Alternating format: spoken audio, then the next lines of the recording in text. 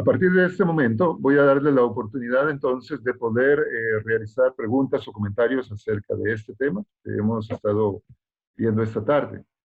Pueden habilitar su micrófono y su vídeo la persona que vaya a intervenir o a participar. ¿Todo bien, profe? Muy bien, gracias. ¿Qué le ha parecido este tema o cuál le hace pensar? Profe, vieras que, bueno, aquí tengo mis apuntes, que sí apunto. De ahí, básicamente, yo creo y siento que, bueno, es ejecución y gestión de cambio, ¿verdad? Entonces, claramente esto trae, entre un caos, dice, tiene que empezar a ordenar todo y es como aprender a lidiar con eso y saber poner en regla también todo eso. Entonces, prácticamente por ahí va el tema. Y eso fueron las cosas que yo apunté porque son decisiones, que es una de las cosas que más le puse atención. Y en el último momento que puso como un diagramita que era estrategia, cultura y, digamos, cómo se pueden ver afectadas las nuevas normativas, digamos, que se puedan poner para llevar a cabo las estrategias en base a las culturas de la persona, de los trabajadores y cómo el jefe tiene que aprender a lidiar con eso. Creo que es un tema bastante interesante y bastante complejo. Buenas tardes a todos. Buenas tardes. Vieras que, bueno, toda esa parte que usted lo explica, ya lo hemos vivido en carne propia en algunas estructuras internas de las organizaciones donde he laborado. Y uno de los aspectos más difíciles de manejar es el tema, digamos, digamos, la parte humana, el talento humano, como se llame, capital humano. Porque, digamos, usted define una estrategia, define toda una estrategia, digamos, de implementación y al final hay una resistencia al cambio y muchas veces la organización laboral, digamos, los grupos laborales son los que se encargan de que esa estructura no cumpla el objetivo, no se cumpla el objetivo estratégico. Es sumamente difícil trabajar con gestión de cambio. Cuando las empresas son grandes, tienen psicólogos y tienen psicólogos laborales, tienen sociólogos y gente así especializada en el manejo del cambio para implementar la estrategia. Y una de las debilidades que tiene a nivel ya operativo es que las estrategias a veces se diseñan desde la gerencia, sin contemplar las perspectivas que tienen las bases. Entonces, últimamente las estrategias se han venido desarrollando tomando en cuenta la perspectiva de las bases. Yo digo las bases, digamos, como los comunes ahí, la gente a pie dice la política, eh, nos piden opinión sobre cómo debe manejarse la empresa, se va estructurando una cuestión piramidal y al final definen una estrategia que se regresa con un compromiso. Entonces, como ya yo participé, yo tengo el compromiso de hacer un cambio en la forma en que hacemos las cosas. Entonces, esa gestión del cambio sí se está manejando de alguna forma adecuada cuando aparece un ciclo laboral en el tema de estrategias de gestión del cambio y han sido bastante eficientes. Pero, y normalmente uno no participa de todo este nivel de estrategia, sino que le dan el objetivo. Entonces dice, bueno, planifique a partir del objetivo.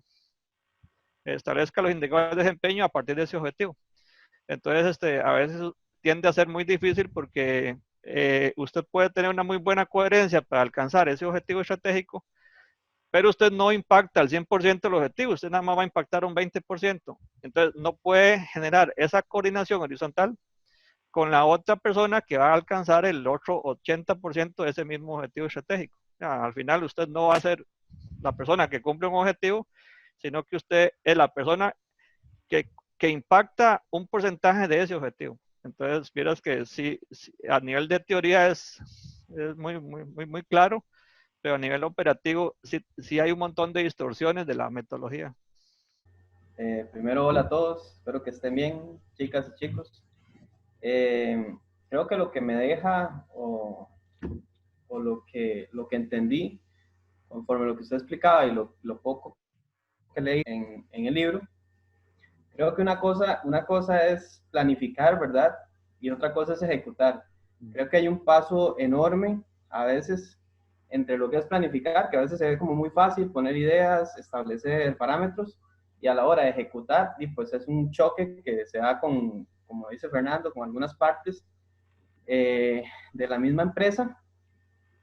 y no es lo mismo para una empresa pequeña como para una empresa mediana y una empresa grande, el tomar las estrategias diferentes a nivel estructural, porque las estructuras son bastante diferentes y eso creo que lo mencionaba bastante en la lectura, que depende de qué estructura se tenga, porque ahí mencionaba estructuras funcionales, estructuras que sean por división o que son más jerárquicas y que es complicado que una misma estrategia sirva para diferentes estructuras.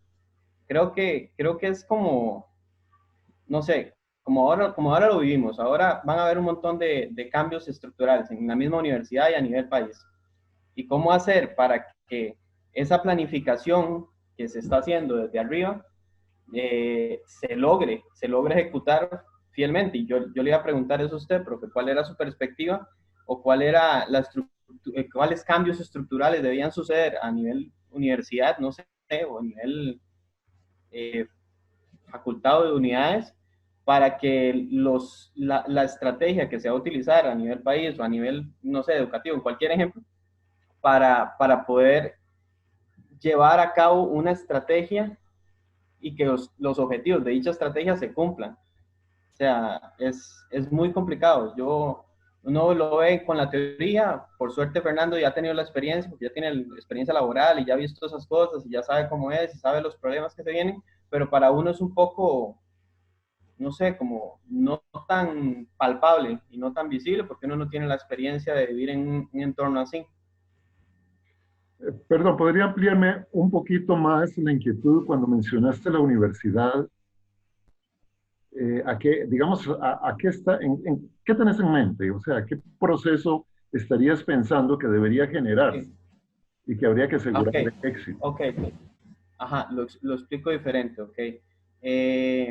Bueno, y lo veo con lo que está pasando en la Asamblea Legislativa y los cambios que se tratan de hacer a la universidad para, para implementar una nueva estrategia, para que se logren, ok, vamos a repetirlo de otra manera, vamos a ver. Para que se logre, no sé, estabilizar de alguna manera la universidad en términos económicos, presupuestos, dígase FESI, dígase todo ese tipo de cosas, tienen que haber cambios a lo interno, cambios estructurales de cómo se maneja la universidad. Es ahí donde yo le pregunto a usted de qué manera deberían hacerse esos cambios. Sé que tal vez no es el tema, pero a mí me surge la duda con lo que estamos viendo. A Sí, nivel estructural interno de la universidad, ¿qué debería de hacer para que la estrategia se logre o el objetivo de poder regularnos a nivel económico, por ejemplo? muy bien. Voy a referirme a estas tres primeras intervenciones, tal vez de un poco, eh, más o menos de forma un poquito amalgamado. Tal vez, creo que sí es importante reconocer que en efecto, muchas de las habilidades que requiere este proceso tiene que ver fundamentalmente, digamos primero, con unas habilidades que son como ejecutivas y duras. Yo recuerdo, por ejemplo, un vicerrector de desarrollo que hubo en la universidad. Ese señor era tajante y estricto. Tomaba unas decisiones y ahí iba, ¿verdad? Y creo que hay un aspecto que tiene que ver como con estilos de dirección y estilos de liderazgo, que puede ser que las condiciones de la organización en un proceso de cambio o en un proceso de ejecución de una estrategia, puede ser que en determinadas circunstancias se justifique mejor un estilo, digamos, más directivo, ¿verdad? En tanto que en otros va mejor un estilo, tal vez voy a decir, más participativo. Y puede ser que a veces un estilo muy participativo no te funcione, sea contraproducente o a la inversa. O sea, que tal vez un estilo demasiado directivo, no sé, alguien como Trump, yo no sé cómo ese tipo está donde está. Pero, o sea, lo que quiero decir es que puede ser que dentro de una organización simplemente puede decir, se desautorice a la autoridad. Las bases, como decía Fernando, puede ser que simplemente desautorizan a la autoridad, ya sea por el estilo de la autoridad, o ya sea porque no comparten la estrategia. Y aquí entonces voy tal vez a desarrollar un poquito tal vez esta idea. La comunicación de la estrategia es algo tan importante que efectivamente era algo a lo que antes no se le daba valor y no aparecía esto como una fase de ningún proceso estratégico o de planificación. Todavía hay gente que piensa que los asuntos estratégicos son asuntos estrictamente de cúpulas, ¿no? Que son asuntos estrictamente de cúpulas. ¿Y qué es lo que pasa? Que en efecto, bueno, ya hemos hablado aquello de los problemas de que muchas estrategias no se ejecutan. En parte, la gente no entiende la importancia de los objetivos o de las metas que tiene para una estrategia. Pero la otra cosa es que puede ser que estos cambios generan consternación, generan consternaciones, y puede ser que justamente ya cualquier cambio, ya uno o la gente, voy a decir, las bases de la organización pueden tener intuido que cualquier cambio que viene es una amenaza. Y en muchos lugares, este tema que yo les hablo a ustedes, gestión del cambio, muchos te hablan, es más, yo creo que ahí está escrito con este término en el libro de Fred David. Habla de resistencia al cambio. Ya, y se le da una connotación de resistencia al cambio como gente que no quiere ponerse al hilo o a tono con las estrategias, ¿verdad? Y en el fondo en esto también hay doctrinas y formas de entenderlo. O sea, hay gente que cree que la cuestión del cambio es una cuestión de temporalidad. Hay gente que rapidito se alinea y otros ocupan más tiempo y otros van a ocupar más tiempo y otros más tiempo, pero al final todos se van a alinear, ¿verdad? Y yo creo que eso no es tan así. Pero lo que ocurre es que muchas personas pueden estar cuidando sus intereses, su situación, su comodidad, sus formas de hacer las cosas, porque sencillamente las formas de hacer las cosas y cómo lo hacen, o los recursos que tienen, todo eso les genera seguridad. Mientras que la propuesta estratégica de cambio implica incertidumbre, ¿ya? Entonces pueden haber factores, digamos, en cierto modo, un poco más naturales, más psicológicos, más de la naturaleza humana, ¿verdad? Digamos, de un poco de temor a la incertidumbre. Yo más lo veo así, más que una mala intención, es un aspecto que tiene que ver con la sensibilidad humana ante la incertidumbre. La otra cuestión que puede ocurrir y que no desarrollé esta idea, voy a decir, la dejé guardada en la conferencia de hoy, es el tema de la política. Es decir, que dentro de la organización, tal vez un poquito le anduve cerca cuando dije que dentro de la cultura de la organización se pueden dar a veces subculturas, pero se pueden dar bloques verdaderamente políticos, fuerzas políticas internas, unas con unos objetivos y otras con otros. Entonces tal vez el tema estratégico está abanderado por un bloque político y el tema de los que no quieren una estrategia puede estar abanderado por otro bloque político. Y ahí simplemente se va a volver pugna. Y simplemente puede haber un movimiento que tenga por objetivo que la estrategia tengan que abortarla.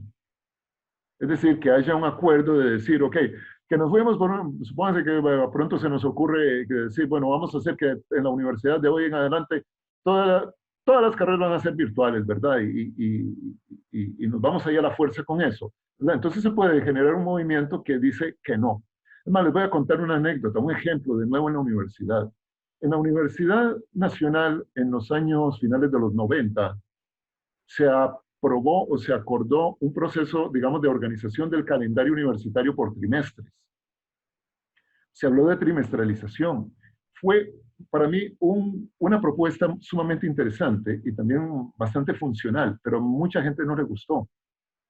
Se vino a un congreso universitario, y el congreso universitario es para discutir justamente temas de direccionalidad política y de estructura. Ok, ese congreso universitario que fue por allá de los años 2003, 2004, por ahí esos años, ¿ya? Ese congreso costó un montón que pasara de la primera fase, voy a decir, ya en fase de plenarias, ¿ya? Costó un montón que pasara una fase que era algo así como aprobar las reglas de juego, como aprobar las normas de trabajo durante el Congreso.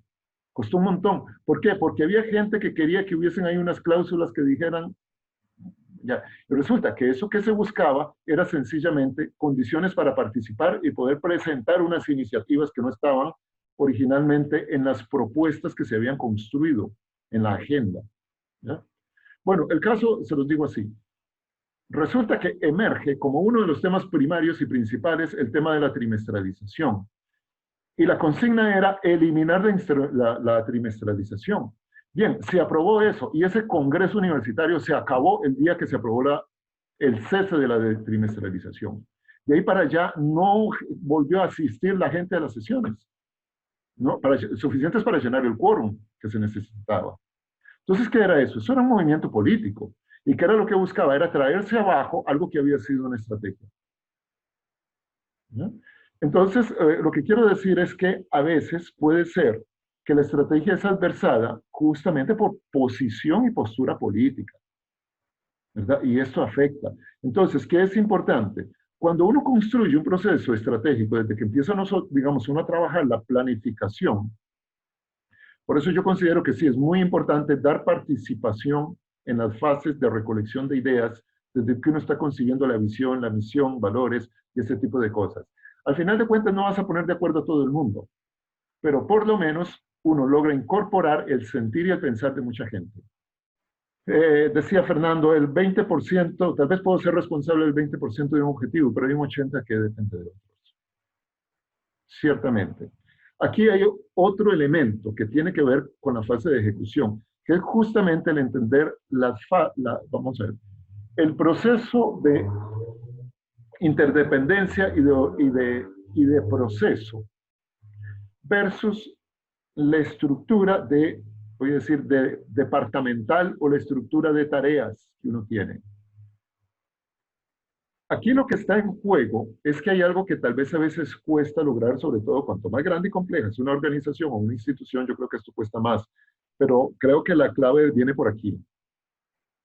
Es el hecho de la habilidad de lo que yo mencioné hace un rato de el círculo de la promesa. Tiene que ver con la capacidad de hacer pedidos y la capacidad de entregar y cumplir promesas, pero es que tal vez la capacidad no es tanto esta, sino que la capacidad que está en juego es la capacidad y las habilidades de coordinación.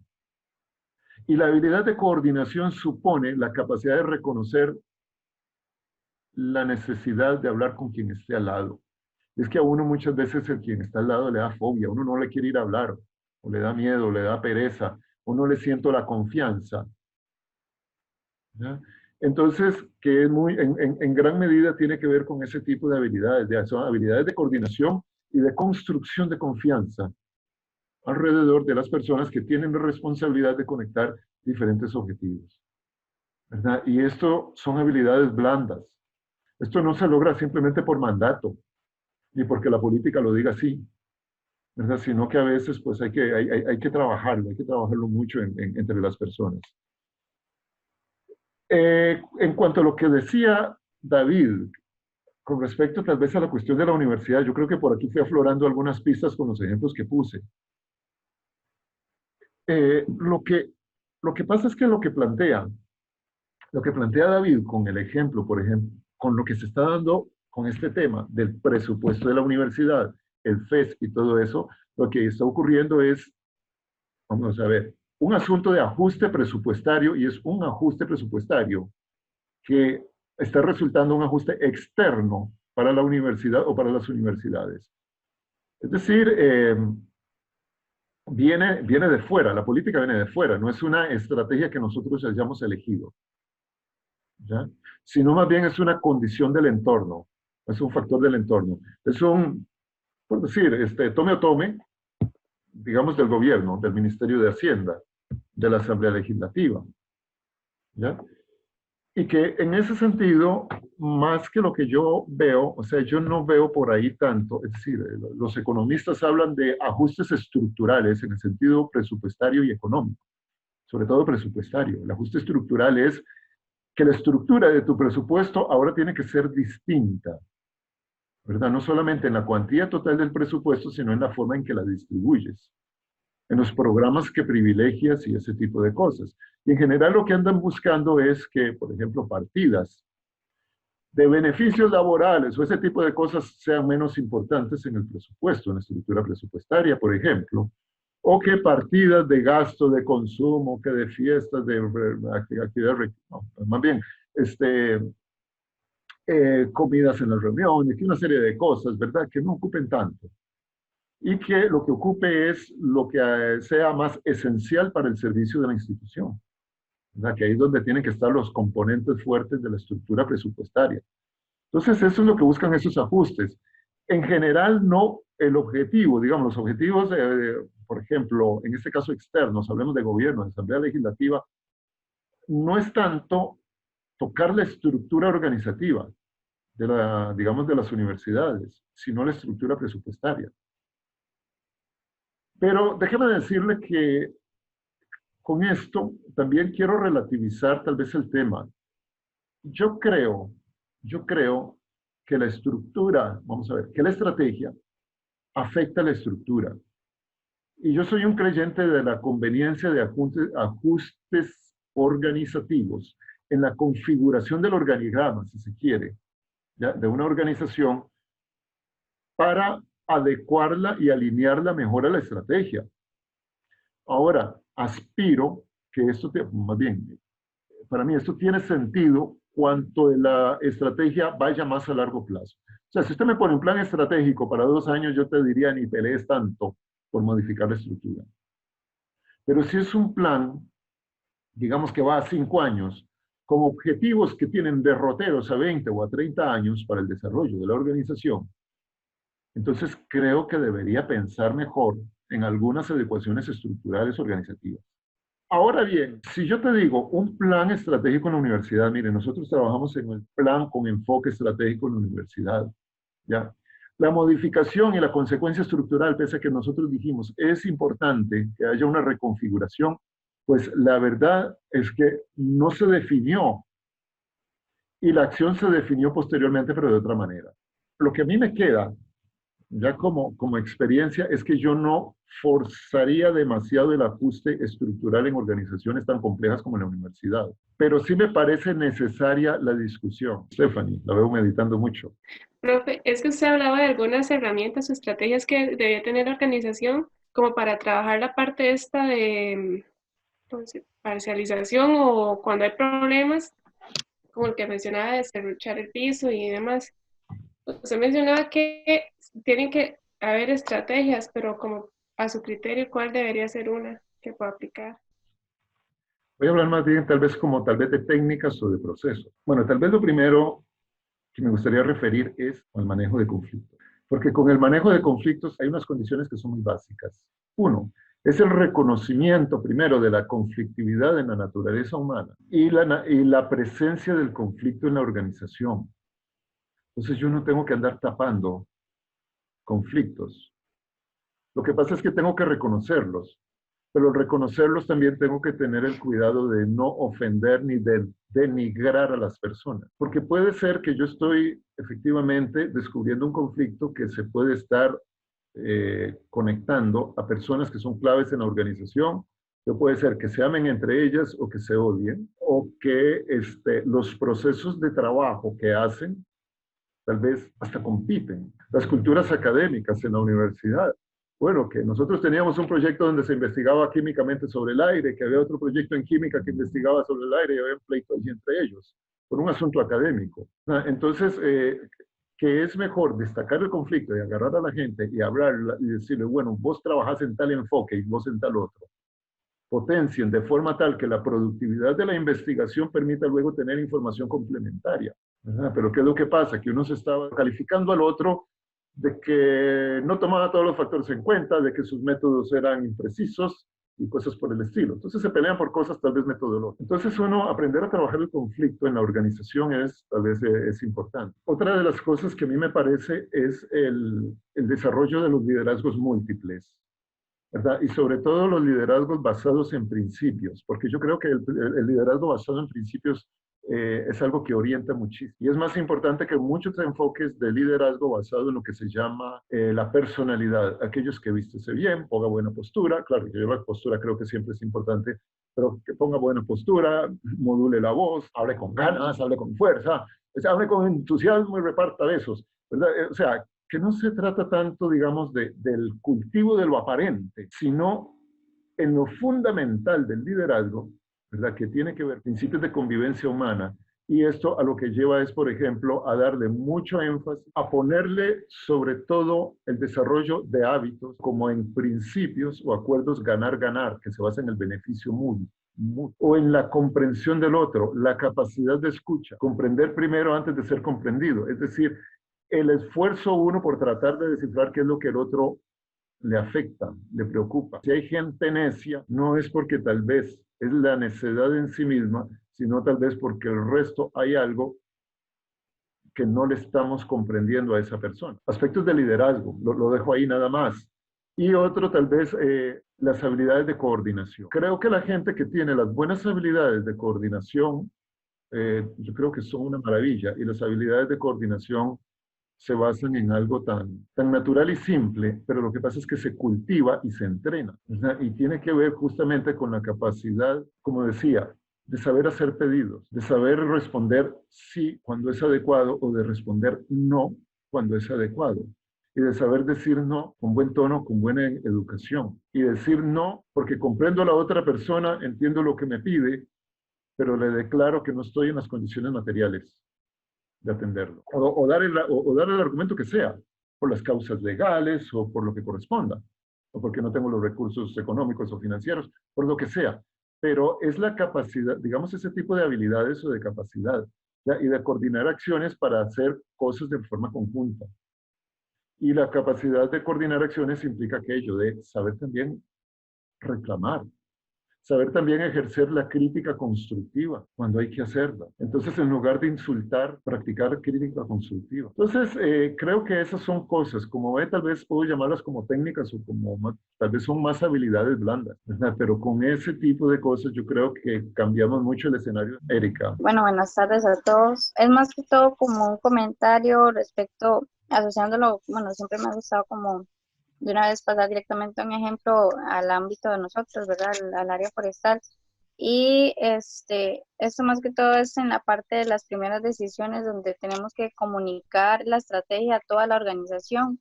Yo también pienso que no solo en lo que son las actividades forestales, por ejemplo, si se fuera a dar un manejo a nivel de bosque que implica las comunidades y todo ese tipo de entornos, también es clave para aplicar una nueva estrategia. Si vemos que va a tener un efecto sobre la comunidad, también sería clave comunicar la estrategia no solo a nivel de la organización, sino también a nivel de los afectados directos.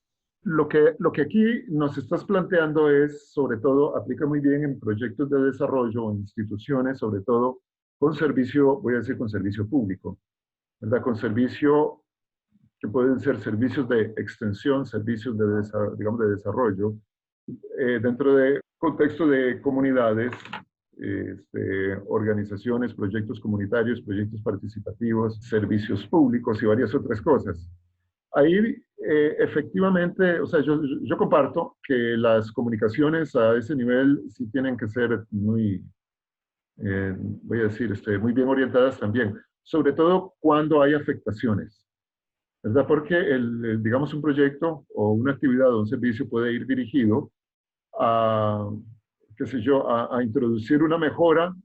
Oye, vamos a ver, una mejora de un camino, imaginemos, simplemente una mejora de un camino, ¿verdad? Es algo que de alguien le va a estorbar en algún momento, ¿verdad? Una mejora de un acueducto, en algún momento va a haber cierre, en algún momento va a haber un barrial, o cosas por el estilo, ¿verdad? Entonces van a afectar a las personas, y personas de las comunidades y todo eso.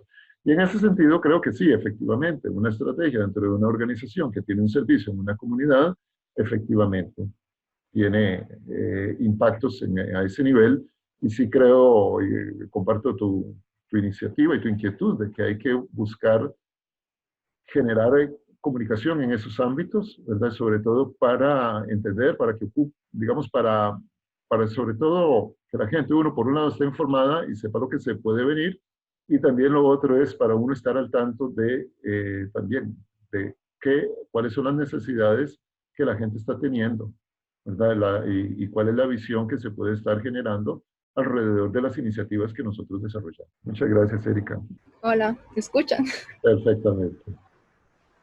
Bueno, lo mío es más que todo como un comentario Adelante. que sumado a lo que está diciendo Raquel, que el proceso es algo, o sea, complicado, con el cual hay que ir como, por decirlo así, con el pie de plomo para llegar a obtener buenos resultados, y también es muy necesario realizar la correcta difusión de los mismos para que todos los que están dentro de la empresa o organización se sientan identificados con ella, la logren entender, que creo que es algo muy importante para lograr pasar de lo que está escrito en el papel a la acción y tener resultados positivos en el proceso. Bueno, profe, la verdad es que el tema que hemos visto hoy sí, lo siento muy parecido a uno que ya hemos visto en administración. No recuerdo el tema, pero siento que es un tema que sí hemos visto bastante, que es todas las partes de estrategia, la planificación, la ejecución, la evaluación y lo que es el mejoramiento.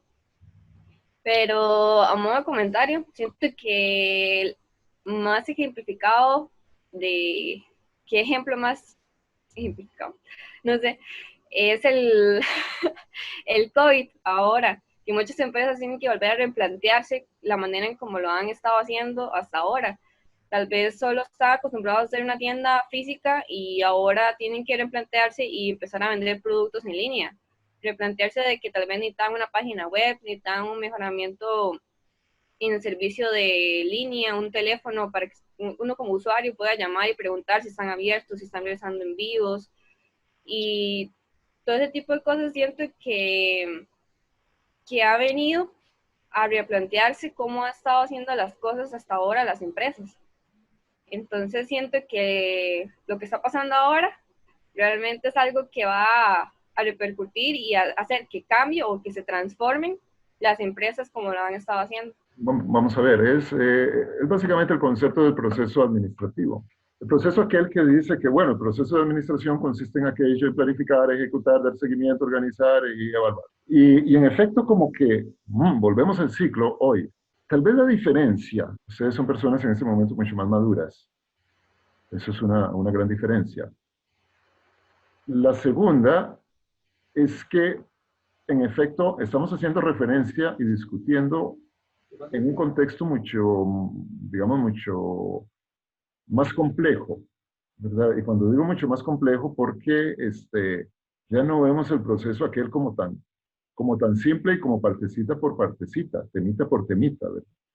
Podíamos verlo como era en operaciones, podíamos verlo como era en finanzas, en recursos humanos. En este curso hemos visto recogiendo de todo eso, pero sobre todo, no solamente como procesos operativos, sino como procesos, digamos, más globales, más estratégicos y más interdependientes. Y en el caso particular de este curso, bueno, como bien lo indica, creo que la presencia de la coyuntura de la pandemia nos ha dado unas condiciones que definitivamente nos ponen a prueba a muchas de estas cosas.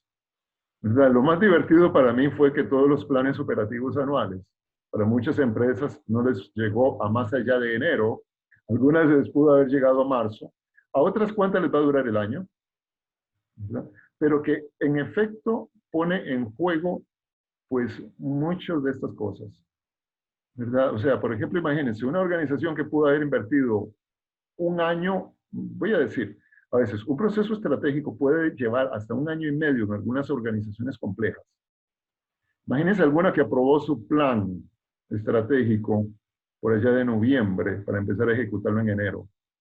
Después de 1 año y medio de esfuerzos, ¿verdad? Y a estas alturas eso, para decir, no nos sirvió de nada. No es que no sirve de nada, ciertamente la cultura de trabajo y de análisis quedó. Tal vez el conjunto de iniciativas puede que haya que replantearlas. Las metas habrá que redefinirlas. Las prioridades habrá que redefinirlas. Pero digamos el abordaje de pensamiento quedó y quedó listo. Y yo me imagino que muchas están en condiciones plenas de haber dado respuestas rápidas y adecuarse rápidamente a las nuevas condiciones. ¿Ya? Porque ahí sí las habilidades analíticas, estratégicas, en estos casos son sumamente valiosas. Están en un punto de inflexión histórico, porque ustedes son una generación que justamente están terminando de graduarse y saliendo al mercado laboral en un año de pandemia. Esto nos cambia hasta las estrategias de cómo conseguir trabajo.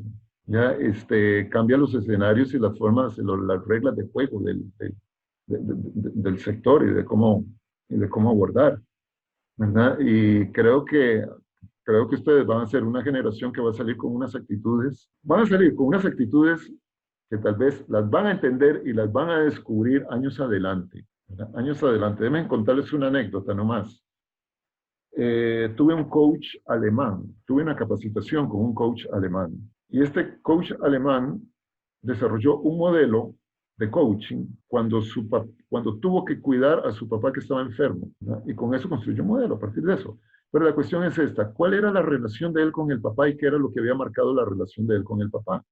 Resulta que el papá era de la generación de cuando se dio la Segunda Guerra Mundial, había sido los hijos de aquella gente que era empresaria o no sé qué, o políticos, que fracasaron con la Segunda Guerra Mundial. Es decir, era situación de muerte y que tenían una convicción después de la Segunda Guerra Mundial, que sus actividades, sus negocios, no se los iban a poner a cualquiera, sino más.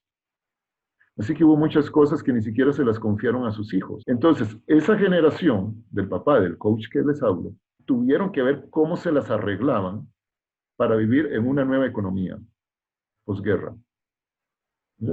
Y yo siento que esas son generaciones que le dan la vuelta a la historia.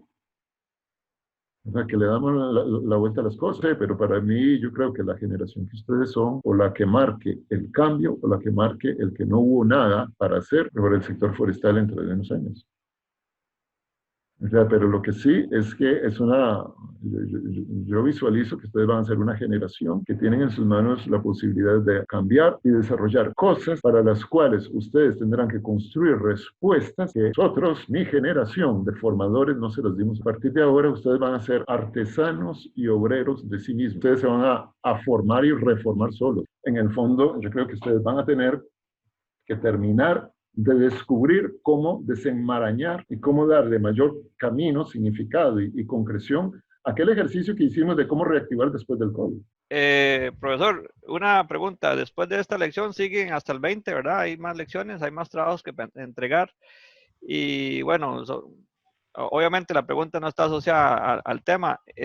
Y sí, digamos, en el momento en que usted está metido ya en la parte laboral, no es como se la están pintando, ¿verdad? Ya hay distorsiones, como yo le decía, distorsiones. Hay que aprender a manejar conflictos, hay que aprender a definir estrategias, hay que seguir estudiando, hay que seguir, aprende uno cosas, digamos, hay empresas que tienen sus propias filosofías de vida, entonces ahí, bueno, digamos, combinan estrategias, digamos, metodología de estrategias, entonces usted sale aprendiendo todo el tema que hemos visto del libro de estrategias, pero de pronto alguien le agregó a usted un marco lógico, como suele suceder, digamos, ahorita a nivel de universidad, cuando usted plantea proyectos, tiene que ir basado en marco lógico y entonces usted tiene otra estrategia, entonces al final sí se confunde un poquillo, pero para eso nos van a dar un apodo ahí después de la grabación, que es ingeniero, entonces tener la habilidad de cambiar. Y lo que sí le digo al profesor, que lo único constante en esta vida es el cambio, entonces usted tiene que estar permanentemente cambiando y adaptándose, entonces